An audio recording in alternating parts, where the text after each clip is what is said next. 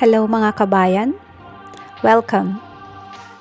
Tama na ang pag-scroll sa YouTube. I-type na ang Nurse ng Bayan para sa mga health tips and advice.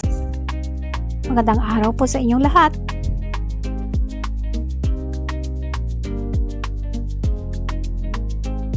Kung ikaw ay edad 60 pataas o may mahal sa buhay na senior citizen, ang video na ito ay para sa inyo.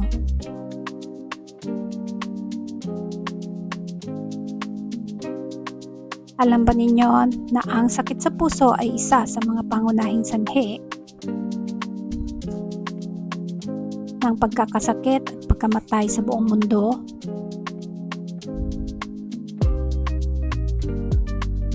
Ngunit ang magandang balita, marami tayong magagawa.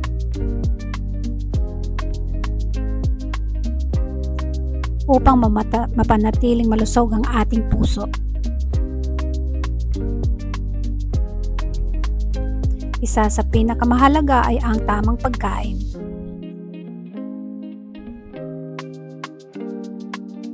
Sa video na ito, babahagi ko ang 10 pagkain na makakatulong upang mapanatiling malakas at malusog ang inyong puso. Kaya manatili hanggang sa dulo dahil ang huling pagkain sa listahan ay maaaring nasa inyong kusina na ngayon.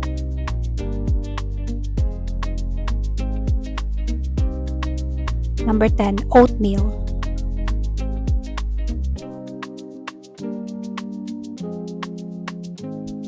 Simulan natin sa oatmeal.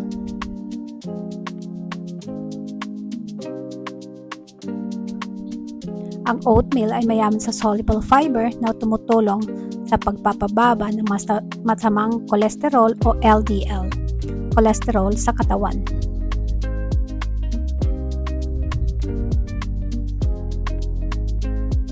Kapag mababa ang kolesterol, mas malaya ang daloy ng dugo sa ating mga ugat at mas nababawasan ang panganib sa ating puso.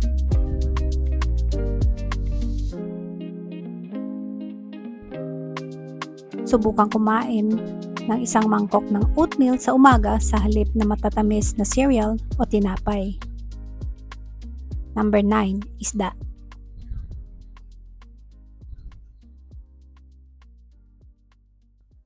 Lalo na ang salmon, sardinas, tuna at mackerel.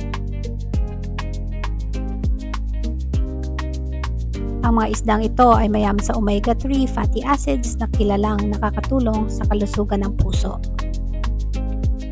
Nakakatulong ang omega-3 upang mabawasan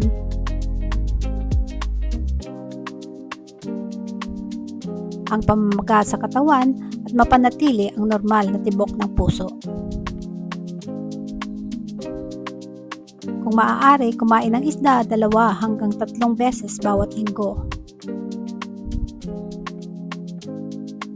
Number 8, gulay na badahong berde.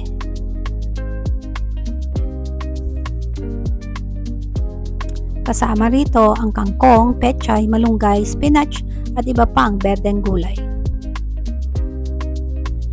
Mayaman ang mga ito sa bitamina, mineral at antioxidants na tumutulong sa pagpapababa ng blood pressure. Bukod dito, mababa rin ang calorie ng mga gulay kaya mahusay ito para sa pagpapanatili ng tamang timbang. Number 7, avocado.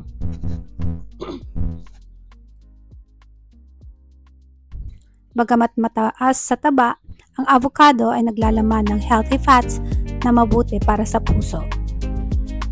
Ang mga healthy fats na ito ay maaaring makatulong sa pagpapababa ng masamang kolesterol habang pinapanatili ang mabuting kolesterol sa katawan. Maaari itong idagdag sa salad o kainin bilang merienda.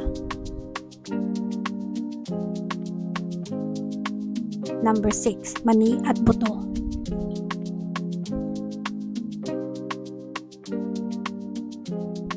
Kasama rito ang almonds, walnuts, chia seeds at flax seeds. Ang mga ito ay may mayaman sa healthy fats, fiber at protina. Maraming pag-aaral ang nagpapakita na ang regular ngunit tamtamang pagkain ng mani ay maaaring makatulong sa pagpapababa ng panganib sa sakit sa puso. Ngunit tandaan, kaunti lamang dahil mataas din ito sa calories. Number 5, kamatis.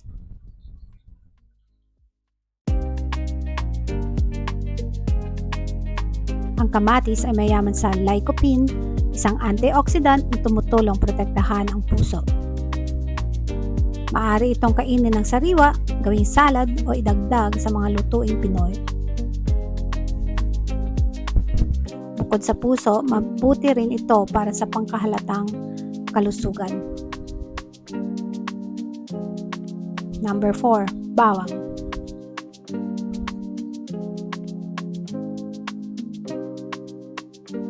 Isa sa mga paboritong sangkap sa lutuing Pinoy,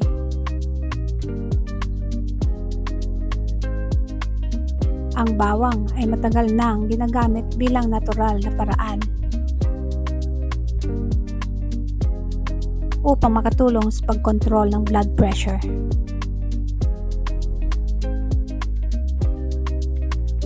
Bagamat hindi ito kapalit ng gamot na nireseta ng doktor,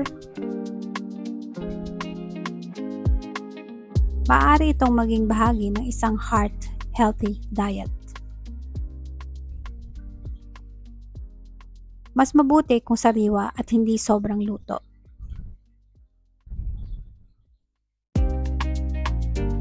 Number 3, prutas.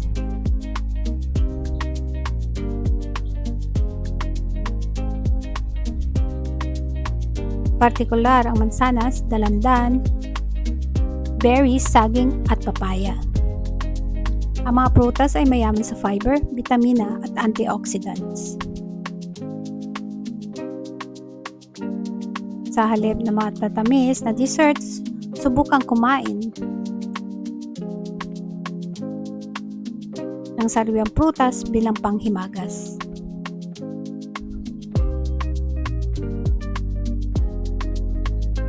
Makakatulong ito sa puso at sa pagkontrol ng blood sugar.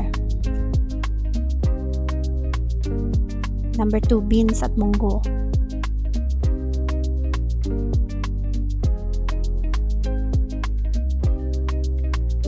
Ang munggo, black beans at iba pang legumes ay mahusay na mapagkukunan ng fiber at protina. Nakakatulong ang mga ito upang mapanatiling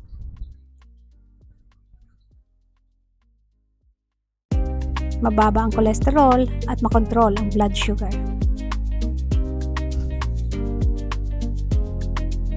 Bukod pa rito, mura at madaling hanapin sa Pilipinas.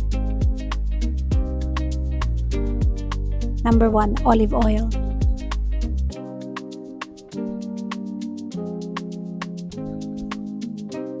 At narito na ang number 1 sa ating listahan.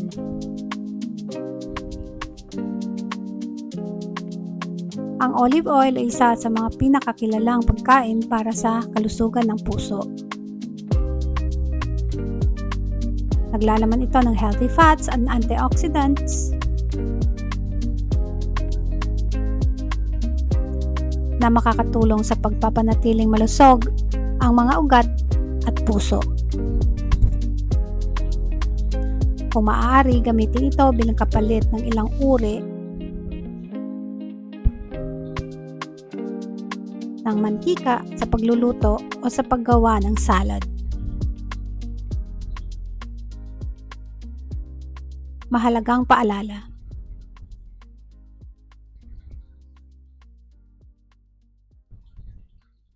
Hindi sapat ang pagkain lamang ng mga healthy foods. Kung patuloy naman tayong kumakain ng sobra-sobrang matatabang pagkain, processed foods at maalat na pagkain. Para sa malusog na puso,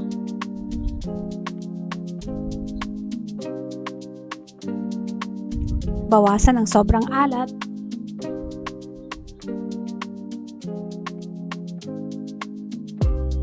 iwasan ang paninigarilyo,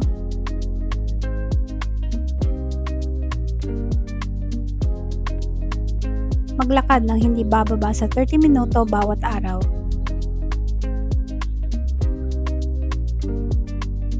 Panatilihin ang tamang timbang.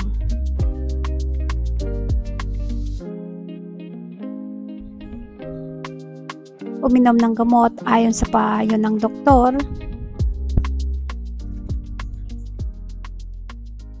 Tandaan, ang malusog na puso ay hindi nabubuo sa isang araw. Ito ay resulta ng maliliit ngunit tuloy-tuloy na tamang desisyon araw-araw. Maraming salamat sa panonood at ingat po tayong lahat. Salamat mga kabayan. Till next time!